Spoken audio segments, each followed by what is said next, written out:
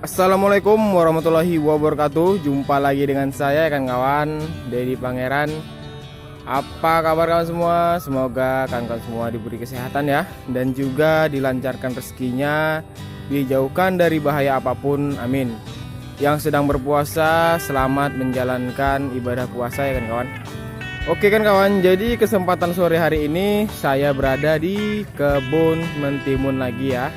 Yang mana yang tadi pagi saya sudah melakukan penyepraian dan pemberian pupuk daun ya di masa generatif. Dan inilah perkembangannya kan kawan. Jadi maaf ya kan kawan, tadi di video yang sebelumnya saya salah menyebutkan hari setelah tanamnya ya. Yang mana hari ini sudah berusia 40 hari setelah tanam ya kan kawan. Jadi inilah perkembangannya, dia sudah tinggi-tinggi. Nah ini kan kawan, sudah tinggi-tinggi dan sudah banyak juga yang saya tunas ya. Dan kali ini saya menggunakan rencananya sore hari ini saya mau melakukan pemupukan ya kan kawan. Jadi pemupukan kali ini saya full menggunakan NPK, TSP dan KCL. Maaf ya kan kawan, saya ngomongnya agak sedikit terbata-bata ya. Jadi di usia yang generatif ini saya menggunakan pupuknya hanya TSP dan KCL ya kan kawan.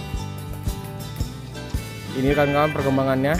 Alhamdulillah setiap tunas ada buah ya. Setiap tunas ada buah. Di sini saya sambil membawa gunting ya kawan, sambil melihat-lihat. Ini sebenarnya seluruhnya sudah saya tunas ya. Jadi ini kan kawan, pertumbuhan mentimun ini perharinya sangat cepat ya, bisa sampai 2 cm ya perharinya. Jadi saya setiap hari melihat-lihat sambil mempruning cabang yang sudah panjang ya. Contohnya seperti ini kan kawan, kita cari-cari dulu ya. Nah begini kan kawan. Oh ini ada juga yang nampak. Nah jadi begini ya kan kawan. Jadi setiap cabang saya hanya memelihara 2 batang saja ya. Contohnya seperti ini. Ini dia mau keluar ya kan kawan. Ini kan cabang tunas air. Bentar ya, saya fokuskan dulu ya.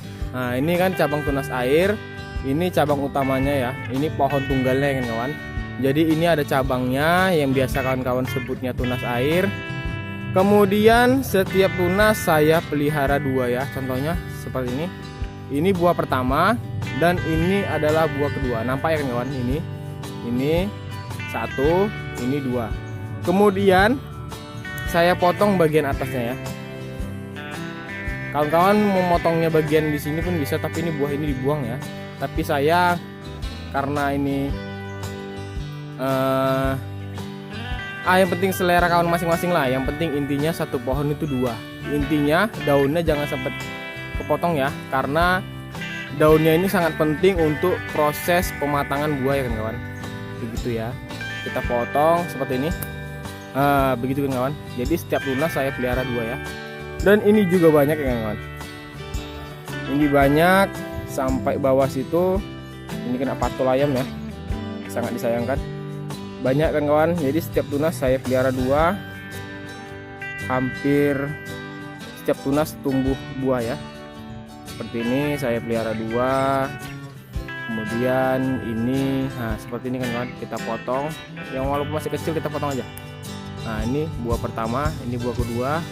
Di sana sudah batang. Nah nampak ya kan kawan. Kemudian kita cari lagi, contoh lagi seperti ini. Ini kan kawan, nampak ya. Nah ini tunas air. Ini cabang utama. Ini nampak ya kan kawan. Ini cabang utamanya ataupun cabang tunggal, pohon tunggal apanya ya, batangnya. Kemudian ini cabangnya saya pelihara 2. 1. Di sini ada buah lagi 2. Kemudian saya potong di sini ya. Nah begitu kan kawan. Jadi setiap cabang saya pelihara 2. Bahkan ini ada pohon yang berderet ya buahnya. Sangat imut ya kan kawan. 1, 2, 3, 4, 5, 6. Banyak ya.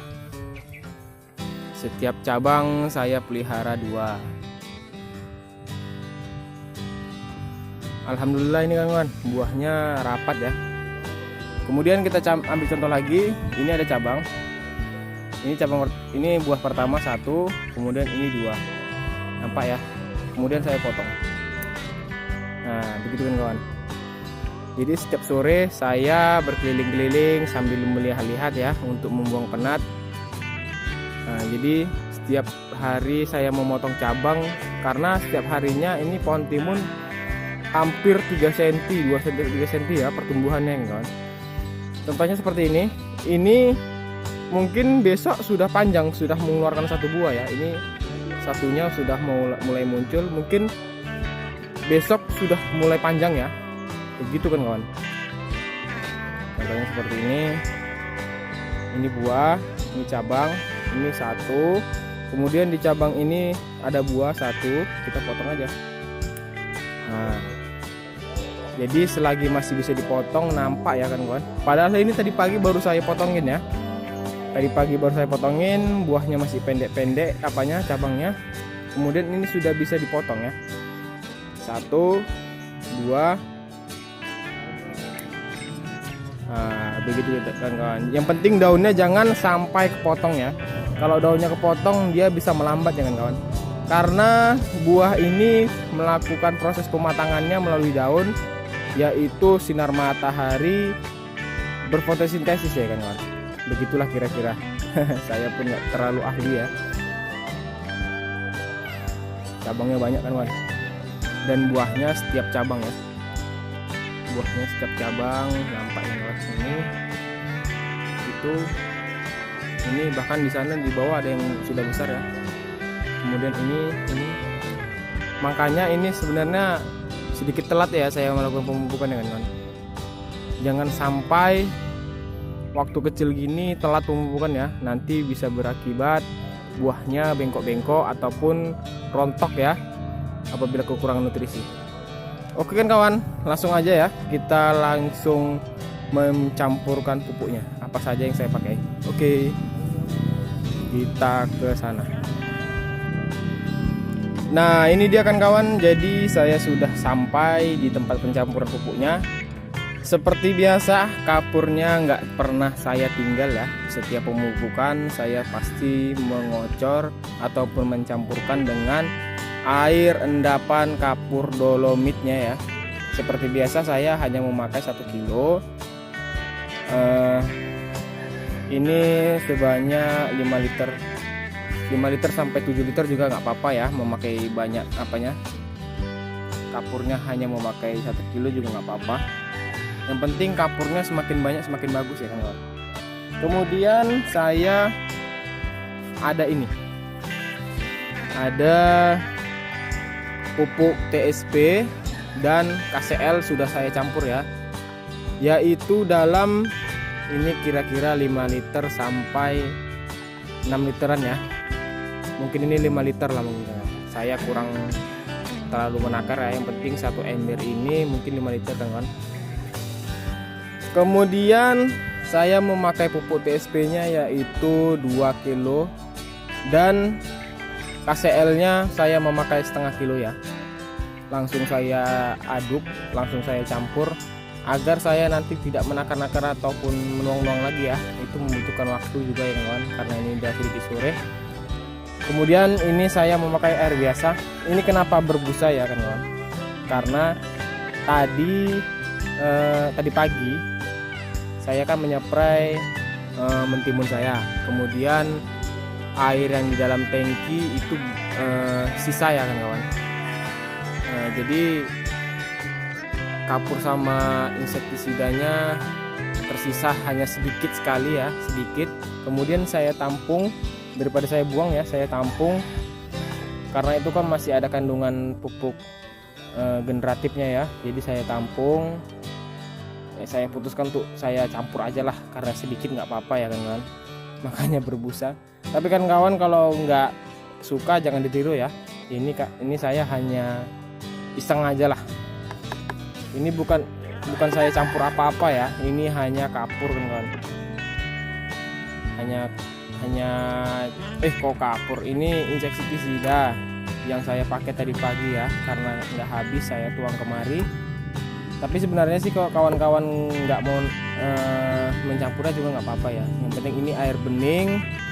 Kemudian kita campur aja langsung ya. Seperti biasa, air dolomitnya kita pakai 3 gelas. Lebih banyak lebih bagus ya. 1, 2, 3. Dan air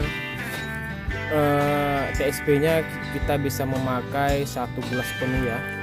Ini sangat kental sekali kan kawan. Saya mau menaikkan kandungan fosfatnya agar buahnya bisa maksimal ya. Kita di sini bisa memakai 1 gelas teman, yaitu dengan mungkin ini 400 sampai 500 ml ya. Begitu kan kawan. Jadinya 1 gelas ini dia berisi 300 ya kan. Jadi 400 sampai 500 ml. Saya tuang kemari. Ini TSP-nya saya pakai yang kandungan 46% ya kan kawan. Jadi kenapa saya mau pakai kandungan yang tinggi? Karena kemarin dan saya lihat-lihat ya dari pertumbuhan buahnya, saya kemarin telat pemupukan dengan kawan. Jadi ada sedikit buah, ada beberapa pohon yang dia berdampak karena telat pemupukan dengan kawan. Karena dia kurang asupan, jadi buahnya sedikit mengecil. Kawan-kawan pasti ngerti ya. Buah timun yang di bawahnya kecil, kemudian atasnya besar, begitu ya kan kawan. Ataupun dia bengkok, nah, itu penyebabnya karena nutrisinya kurang. Ataupun pH tanahnya dia menurun ya kan kawan. Makanya kenapa saya setiap pemupukan saya selalu mencampurkan ini air kapur dolomit agar pH-nya stabil terus ya. Karena kita nggak punya alat pengukur pH tanah ya kan kawan, karena harganya pun lumayan mahal. Jadi saya antisipasi aja ya, setiap 1 minggu sekali ataupun saya pemupukan ini saya langsung masukkan air kapur dolomit. Oke, langsung aja ini kita endapkan apa ya, kita aduk. Dan kali ini saya nggak memakai urin yang di dalam tong ini ya. Karena ini sudah memasuki masa generatif, jadi saya hanya memakai ini. Dan saya nggak memakai kandungan nitrogen ya, ataupun NPK ataupun nitrogen, urea ataupun zeta ya kawan. Jadi saya hanya memakai ini. Oke, langsung kita angkat ke sana ya. Kita angkat.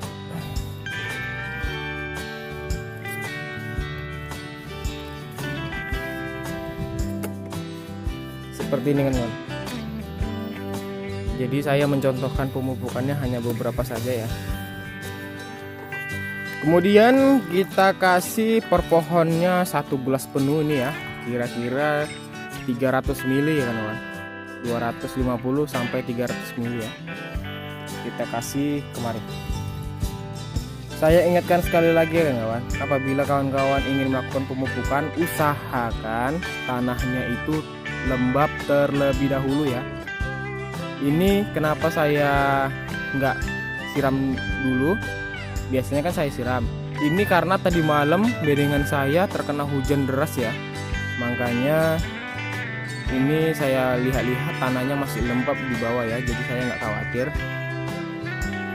Jadi usahakan kan kawan, kalau mau mupuk itu tanahnya lembab dulu ya.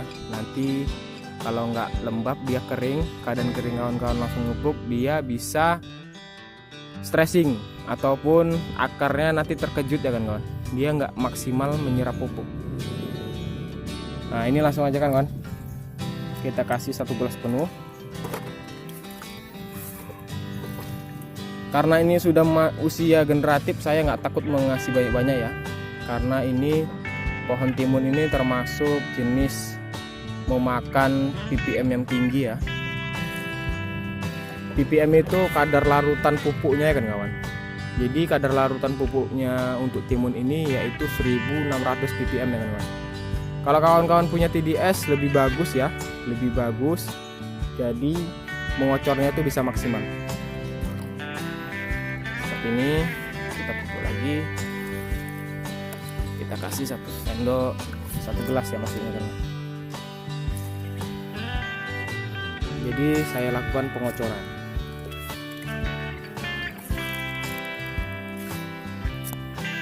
Nah begitu ya kan kawan.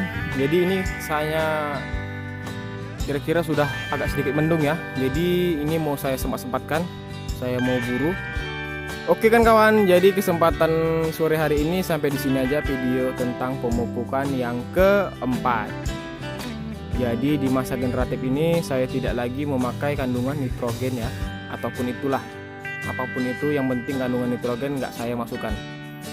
Jadi saya mau fokuskan untuk pembesaran buah, pembentukan buah ya kan kawan. Oke kan kawan, jangan lupa ditunggu video selanjutnya tentang perkembangan mentimun skala rumahan. Dan jangan lupa kan kawan, dukung terus video saya dengan cara mensubscribe ya, agar kita bisa sama-sama belajar tentang tanaman horti skala rumahan. Bagi kawan-kawan yang ingin bertanya-tanya di kolom komentar silahkan, agar kita bisa sama-sama belajar. Oke kan kawan, saya tutup. Assalamualaikum warahmatullahi wabarakatuh.